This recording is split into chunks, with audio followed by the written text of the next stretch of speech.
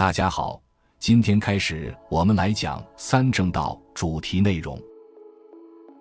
人们常说身心灵以身为基而递进的认知体系，而修行到最后发现是灵心身的逐层投射在起作用。为了能缩短摸索与求证的过程，减少初学者盲人摸象的时间，我建议从正心做起，这可以省去诸多的烦恼与麻烦。最近经常有同修问道，各家各派中或站或行或坐或盘或卧，各种修行的姿势到底有什么道理？到底哪个好？又各自有什么道理？要如何选择？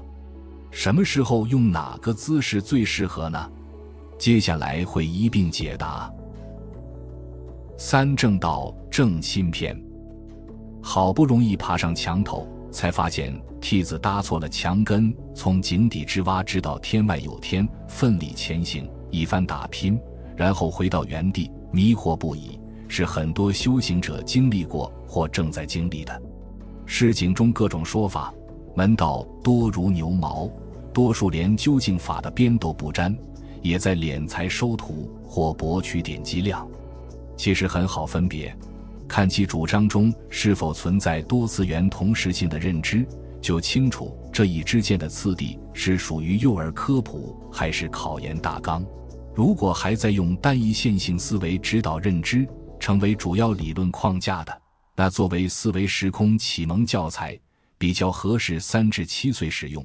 而到了读研博的阶段，5至7维时空的认知就成为了功课的主体，极多现成同时性平行空间与去中心化认知。想要搞明白这些问题，就需要把整个人体载具的以太运作机理有个大概的了解，然后做到知其然知其所以然。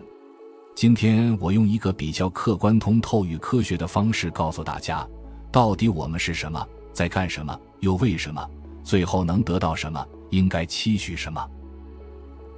我们分5个章节展开话题。1. 我们是什么？人体载具是如何运作？怎么被设计出来的？大家都知道，人体是由原子微粒堆积构建而成的，而让这些从4大中借用来的微粒有效地统合运作在一起，亦是利用了以太蓝图，即我们所谓的基因。当载具按照蓝图从一个卵泡成长为一个婴儿落地后，继续吸纳精微物质，累积身体的组件素材。除了物质身体外，运作物质身体的意识与心识还需要电力供应。没有电，手机就是砖头了。人体内的能量被系统性地分为3大类，并分管3大机能体系的运作。下面我们分别详细介绍它们。在今天的主题里，我会集中介绍能量层面的事情，对于生化与物理面向因篇幅先不讨论，但请不要因为只介绍了能量层的知识就狭隘地以一概全。物质身体。物质身体是我们意识得以锚定在本意识频率维度的重要靶标物。维持物质身体的存在性是保持与本频率显象中的其他意识交流的基础前提。各个意识来自不同的维度，需要一个共同的介质达成彼此可见与彼此交流，不然意识频率的隔绝让各个维度相互难以交流，严重地制约了低频意识体成长的可能性。物质性身体与我们的人生为我们带来与高维意识体交流与学习的机会，为不同意识领域间的不同意识维度里的意识体彼此可见可感，可形成互动，见识到多元的认知状态，并尝试不同的应对手段，达成自我之间的平衡与补全。物质身体很重要，但维持此载具的运作需要生物能量支撑，这种生物能被中国古人叫做气，这意思是从五谷与生禽等生命中摄取转化来的能量。我们把它们的躯体融入我们的躯体，他们的意识融入到自我意识，他们的生命能量借用过来维持我们的载具能量。就好像车辆使用的汽油、柴油一般，维持着我们的运作。神经系统的运作。神经系统运作所动用的是钠、镁、钾等生化能正负作用产生的正负微电流，形成电脉冲，在神经网络中传递着各种信息。但是这只是肤浅的产生电脉冲的原理，具体的真实能量来自于地气。俗话说的地气就是它了。地气是地球万物生发的源泉，生物沾地气就能茁壮成长，而架空的植物或动物不沾水土就开始萎靡乃至死亡。这个气与前者的生命能的气不同，里边没有了米，是纯粹的一种频率脉冲。古代被隐晦的叫做虎，叫做铅，叫做火，意思是其气频率沉重、跳跃，有生气，具备向上蒸腾的属性，发散的特征，温暖生命也消融生命。地气生化出地球万物，滋养它们也灭杀它们，自成循环往复，是守护也是屠夫。它掌管着一切的生死周期与兴衰过程，人的七魄的运作都归它掌管着。七魄分别是尸狗、腐屎、雀阴、吞贼、飞毒、除秽、臭肺。翻译成现在的医学语境就是感知力、直觉力、生育力、抵抗力、排毒能力、解毒能力、新陈代谢能力。可见载具自动驾驶与自主挂机生存都依赖仰仗着七魄，而运作七魄的就是地气了。意识力、心智、神智、逻辑力。从空气、水、火到岩石、沙土、海河山川、云朵，到藻类、真菌、植物、昆虫、动物，只要是有原子微粒构成的，都富有觉知力，并且多数比人类要有灵性很多，因为它们没有自我认知的成见和轻狂，它们没有脱离出万有而独立于异世界的感知之外。人类的意识分为3个主要区块，从高到低，分别是胎光、爽灵、幽精，叫做三魂。它们在现代的语境中对应着灵魂意识、小我意识、生物意识。更直白地说，就是以态体主管的神经结节，逻辑小我主管的大脑，非逻辑客体肠脑内的细菌与体内真菌。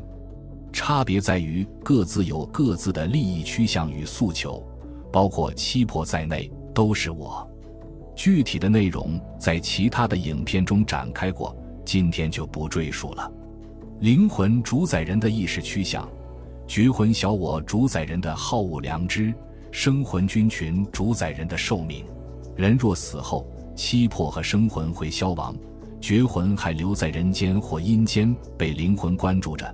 灵魂依自身业力达成与激发的程度，根据自己心思中的不甘、不平，如果决定是走投胎的大轮回还是小轮回，如果决定用同样的身份再历经一次来解决自己心中的不甘与如果，就会携带着教魂重新出生。如果都想明白了，放下了，则灵魂回归灵界，而觉魂回到载具处生前，等待与下一个要使用这个角色的灵魂成为配合。当载具处于生命历程中时，灵魂意识焦点关注载具的生活时，灵魂的意识波会联动载具并左右它的行为，这样来自灵界的意识波被称作气。气的频率多样，依据灵魂的意识频率不同，颜色光泽不同。在地球上的经历生命的灵魂是1到10级的灵魂，最高不超过12等级，但有志愿者、导师等投生在此完成特殊使命，他们的灵魂等级不可限量。气又被称为龙波、拱水、主君、地母、天宫。除了地气、石气、天气3大能量体系外，还有空间泡内的本维度的时间场与分子密度场频。时间的流向与流速是一个频率波，本空间泡泡内的可见物质密度也是一种频率。地球要扬升密度，就会改变自身频率，包括时间的频率。其实不是地球要扬升密度，而是某个版本的太阳系要进入另一个维度密度泡泡中。从这里我们可以得知，宇宙能是由时间频率与物质密度组合而成的。太阳与各大行星的密度都不一样，时间流速也不一样，各自有自己的频率。作为人类，我们是地球频率的产物，但依赖太阳频率生成，所以当我们主要以气为食时，会与食物相互同频。食猪牛者逐渐从体型到思维都被同化了过去，吃草木者渐渐地能吸收太阳能而生存，但都共同需要空气作为能源代谢的媒介。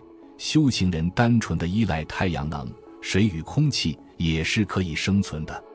地磁频率主要作用在我们的以太体载具层面，以太体载具承载着觉魂，就是我们常说的鬼魂。练习出体遨游时，也是它在担当着灵魂的载具。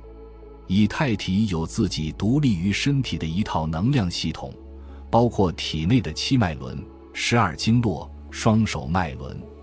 完整的以太体包括以太实体与以太气场。以太体内有一块标配的先天原厂电池，里边是本身的生命能。这个电池是可反复充电的，当然前提是你要知道它能充电，也会充电。这电池是可以扩容成为更高品质的电池的，可以通过扩容提供更好的续航能力，支撑大功耗的应用软件与硬件，比如外气之病、遥感预知、连通宇宙信息、魂游天际、度化亡灵等。不过前提是你的以太载具已经做过了版本更新与内部淤积清理，不然在高频高能的冲击下，载具会形成短路、熔断等问题。我们在干什么？说到修行，不管是禅、道、灵，都绕不过《大学》说的知止而后有定，定而后能静，静而后能安，安而后能虑，虑而后能得。这就是为什么定静会是各家通用的法门，必修的功课。打坐立气安，让身体与逻辑思维都安定下来，用心一处，无事不办。收敛内观，觉知自性光明，才能见慧生智得法悟道。门派不同，经文不同，道理不同，犹如千门入山，顶峰却只有一处。这修行分静功与动功两种，太极、八段锦、五禽戏、易筋经都是动功，各种心法、禅定都是静功。动功是为了顺畅以太体，活血化瘀，拉伸筋骨，让久坐后不会形成气血闭症，导致经脉淤堵，下至静脉曲张，梨状肌劳损肿大，压迫坐骨神经。坐姿不对也容易导致骨盆前倾移位。3. 我们又为什么要修行呢？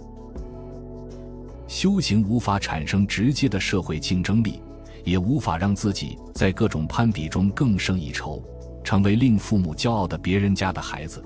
多数时候反而让家人深感不安，怕这样的人哪天突然活明白了，不再愚忠傻笑，顺从父母，不再饮食男女，奋力还贷。所以多数家人对修行保持着谨慎的支持态度。我们作为主体，为什么要修行呢？想不通的不甘，放不下的不平，摆不脱的无常。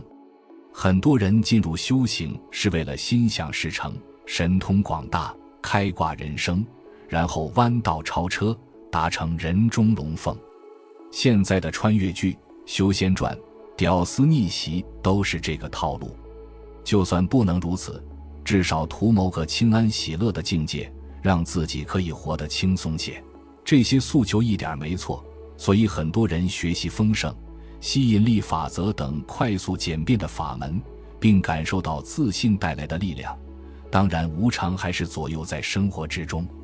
还有一些人渴望与众不同，渴望拥有特异功能，让自己拿到另类的人生赢家筹码。这一类人多数会有小成就，然后慢慢地走上利益众生的前途，铸就更大的业力。这里谁要是不能明白，可以看看不昧因果和不落因果的典故去。4. 我们最后能得到什么？我们渴望的是让自己真的能活明白了，在向死而生的路上了知到生死的奥义，理解到哲学三问，并找到自己此生的初心主题和热忱的火花，从自己内在的坑洞中爬出来，从不自信中站起来，从记忆与生活的泥沼中飞腾起来，这才是当有的觉悟，其他的都是修正与觉醒中的副产品。在起航时端正期许，才能在沿途的抉择上选对方向。一切都是度的把握，你的目标决定了你的方向。5. 我们应该期许什么？修行就是休息的过程，是校正自我习气的过程。今生与类世间形成的行为习气和认知成见，缔造了今天的你与你的脾气秉性。没有好坏与是非，都是经历，都有价值，都是你今日与日后酝酿智慧美酒的素材，形成你独特的底蕴和风味。宇宙是多元的，每一种可能性都被尽情地探索着，灵魂与小我也因此呈现出混沌的多变性，各种色彩都有其自身的美丽。我们唯独不需要的，就是逐渐枯萎凋零暗淡下去的生命。我们来历经这一切，不管是什么，不管经历了什么，还将经历什么，勇敢与果敢地去面对生活，让自己的人生绽放出自己的色彩与光芒。至此，三正道正心篇结束，谢谢观看。下期我们进入三正道正身篇，敬请期待。看到这里，希望点赞、关注、转发，以便帮助更多有缘人。